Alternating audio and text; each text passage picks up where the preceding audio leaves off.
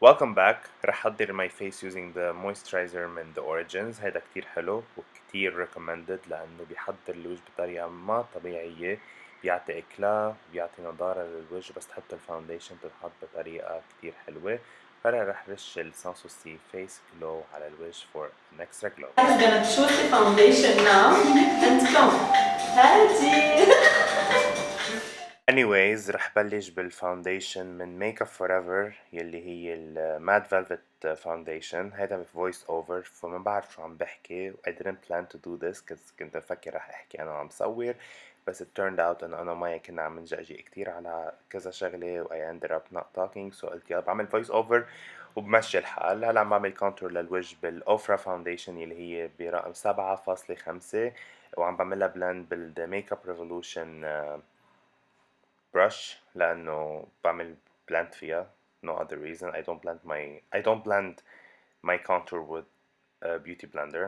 I like to blend it with a brush, and actually I like to contour with a foundation لأنه foundation مع foundation بينخلطوا أحسن. هلا عم بستعمل Can't Stop Won't Stop Concealer اللي هي in shade 7.5 أو 7، مني أكيد، بس هيدا الكونسيلر كتير حلو، كتير بحب استعمله لأنه full coverage وكتير بيرفكت تحت العين، يعني بيغطي كل شي. وهلا عم حطه على الفورهاد، تحت العين، على التم، على التشن، وهلا بحطه كمان تحت التشيكس لا يقدر يشقل الخدود ويعطوني هذا الافكت انه her skin is well not her skin is her face بالاحرى is well defined. بتركه هلا على السكين for like 2 minutes، برجع بعمله بلند ببرش، وبس اعمل بلند بالبرش بتاكد انه اخد الماكسيموم كفرج على العين. برجع باخد بيوتي بلندر واي بلند كل شي مع بعضه، الكونتور مع الكونسيلر وكل شي، لاقدر اخد بيرفكت سناتش سكين يلي انا هون بدي اعملها بهذا الفيديو، لانه الايز يلي هلا انا حاعمله منهم too much, so I'm mostly focusing on the skin لانه السكين هي the most important thing when it comes to makeup.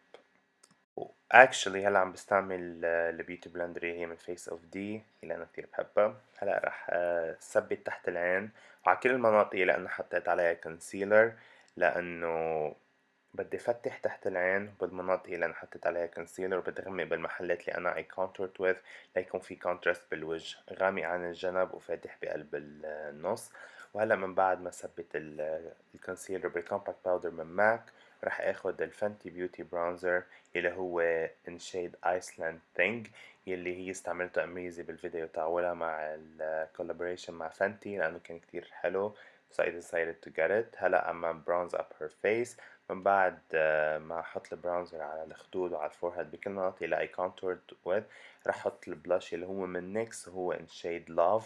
هيدا البلاش منه موجود ابدا بولا اي محل، ف you can't get it. I can only get it because I have it. ما حد حيقشطني اياها. هلا رح استعمل الليب اويل من نيكس كمان just to moisturize her lips. من بعد المويسترايزنج lip thing رح اعمل هايلايت للوجه، ورح استعمل الاوفرا هايلايتر و I will combine it with my favorite highlighter اللي هو من Amrezy. Everyone knows how much I love Amrezy and I love her highlighter, and actually this is the reason I am on the PR list قد ما بستعمله لهيدا الهايلايتر. هيدا my favorite combo at the moment. وهيدا الهايلايتر يلي من اوفرا هو collaboration مع نيكي توتوريالز. كمان انا بحط هايلايتر على الخدود، على التشن، على الفورهاد وعلى المنخار as well، ومرات على الدينين، مش كل مرة. هلا I will warm up her face even more and more using the Hoola Bronzer Caramel من ال Cheek Leader palette. هلا out of nowhere بيتغير لون عينها. استعملت البella contact lenses in navy gray، حمشيت حواجبها ورح احط هايلايتر تحت حاجبها وعلى مدمع العين، ورح اترككن هلا عم تحضروا الفيديو تاعول العيون وكل شي، لانه ما رح احكي فيه. I just used my Jaclyn Hill palette و my Morphe 39A palette.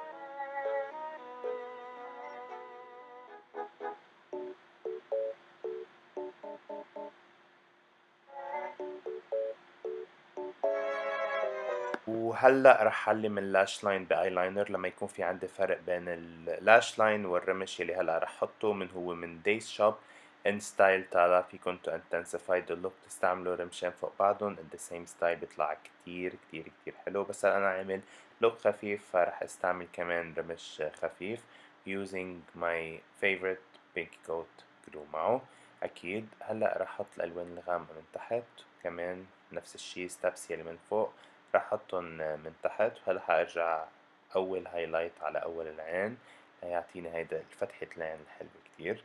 هلا رح شيل كل اكسس باودر تحت العين وفول اوت، مع انه هدول باليتس استعملتهم ما في فول اوت، بس اذا كان شي بيكون من الشيمرز رح استعمل باد جال بانج ماسكارا من بنفيت لألزق الرموش الفيك بالرموش هن الطبيعيات تاعولن. كمان رح احط ماسكارا اكيد من تحت.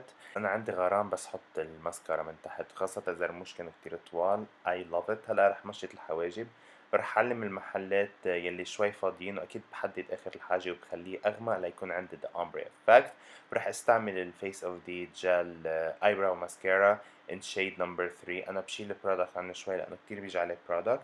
رح علم اللبس بال وايكون ليب لاينر. رح احط الليبستيك، ما حقول شو هو الليبستيك لانه it's a secret project for a new brand coming out. واكيد هلا رح حب الفراغات بقلب الشعر as well ليكون عندي كل look snatched من A to Z.